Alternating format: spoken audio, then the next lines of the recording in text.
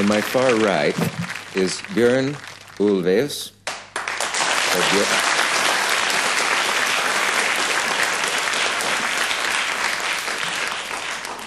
Or as he would be in Midwestern America, Bjorn. It's always fun to have games played with your name, I know. I love that. Next to him is Frida Lingstedt.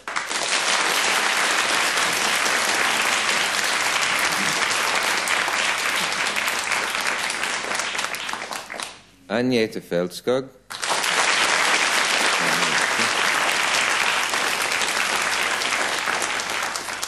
I think I mean Agneta. Yeah. And last and certainly least, I always wanted to hear someone say that, is Benny Anderson.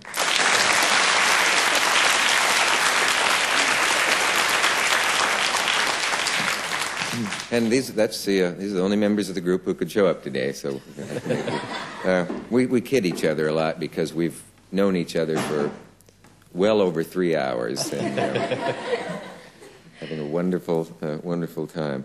I know this is really a dumb question to start with, but probably.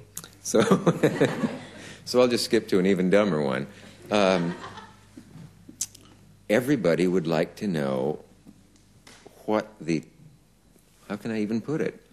Why the tremendous appeal of your act? Not that they doubt it, but it is so colossal that I don't think there's ever been anything like it in the history of the music world. And let me put it this way. Do you understand what it is that ABBA has that, let's say, any 4 other musicians who would dearly love to be where you are would have to duplicate in order to get there? That's about as long-winded and silly a question as I've ever asked anyone. Yeah, of course, there's no complete answer to that, because if there was, it would be terrible, wouldn't it? I guess it would, and everybody'd be doing it, too. Right. Yeah. It might have something to do with my face. That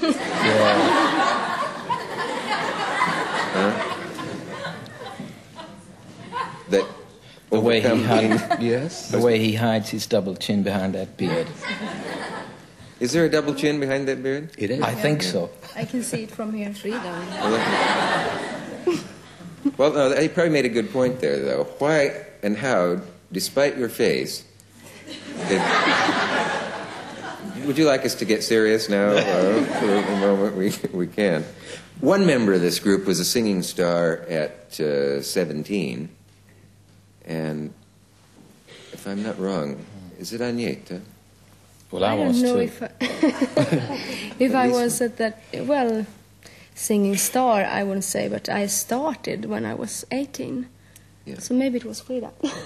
Yes, I started when I was 13, so it could have been me. It could have been.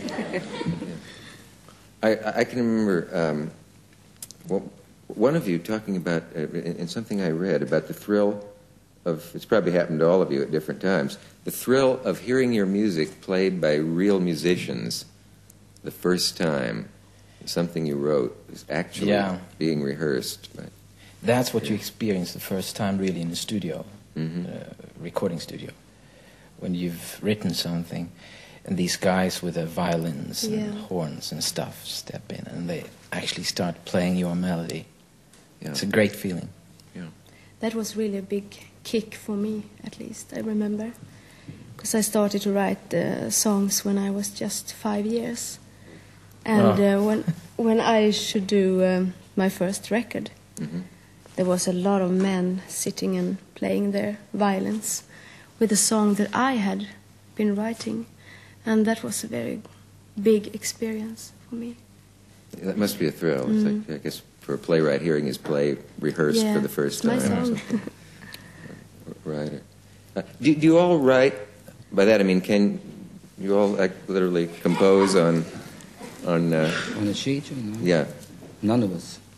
None of you write music, or not write or read music. I read music, but I don't write it. Well, how is it possible to...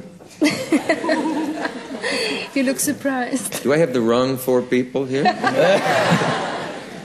No, but actually that's probably a good method, because then you have to store everything up here, you know, everything you write. Where is it? Everything up here. There's something up here. And everything that's worth saving, it stays, it sticks, you know. Yeah. It can be there for years. But then it's probably worth listening to as well. Whereas if you write it down immediately, it could be a heap of rubbish, really. Yeah.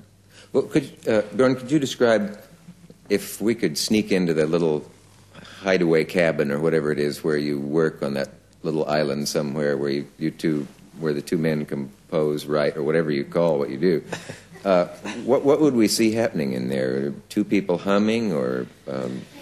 Well, if you're referring to that island, it's a very small cottage. It's a piano out of tune usually, and a guitar in tune. That's the secret, really.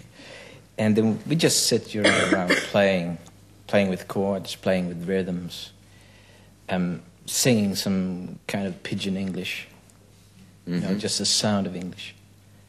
And we can do that for hours and hours and hours. And hopefully, eventually something comes out that's, you know, something to keep on working with. That's the whole thing, really.